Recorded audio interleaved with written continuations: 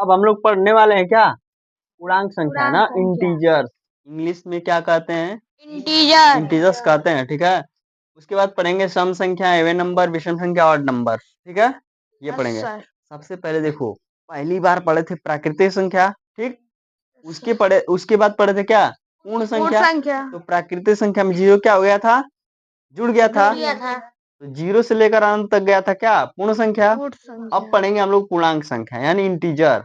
तो इंटीजर में भी कुछ जुड़ जाएगा, यानी पूर्णांक संख्याओं में ऋणात्मक संख्याएं या काल्पनिक संख्याएं जुड़ जाएंगे, ठीक है।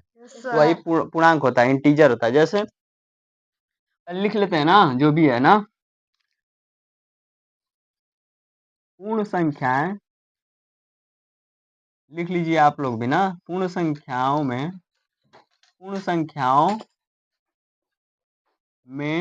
ठीक है, ऋणात्मक या इसको काल्पनिक संख्याएं भी कहते हैं। क्या कहते हैं, काल्पनिक संख्याएं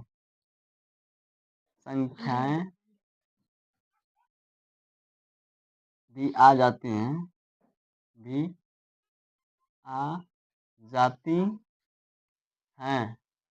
ठीक है।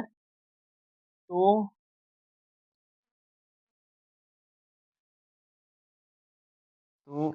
उनसे प्राप्त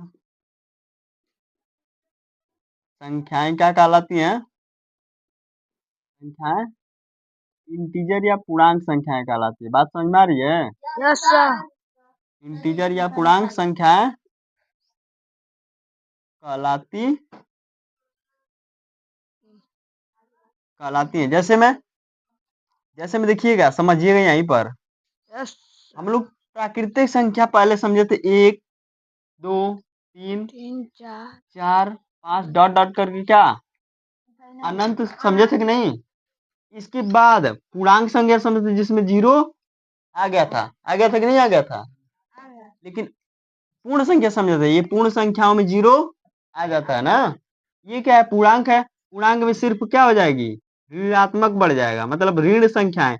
यही जो संख्याएं धन में है ना, यही क्या हो जाएंगे, ऋण में हो जाएंगे, ठीक है, माइनस में हो जाएंगे। समझ में आ रहा है बात।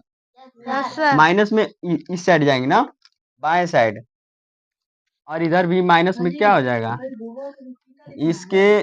इसके पीछे भी मतलब माइनस में जाएगी संख्याएं। बात समझ में आ रही है। Yes sir. ठीक, इधर भी जाएगी माइनस में, उधर भी जाएगी, और जीरो भी। तो एक बात कह सकते हैं, जिसमें धनात्मक संख्याएं, ऋणात्मक संख्या और जीरो, उसे क्या कहते हैं, पूर्णांक कहते हैं। बात समझ में आ रही कि नहीं आ रही है। तीनों चीज, धनात्मक, ऋणात्मक और जीरो, ठीक, ये चीज समझ में आ गई।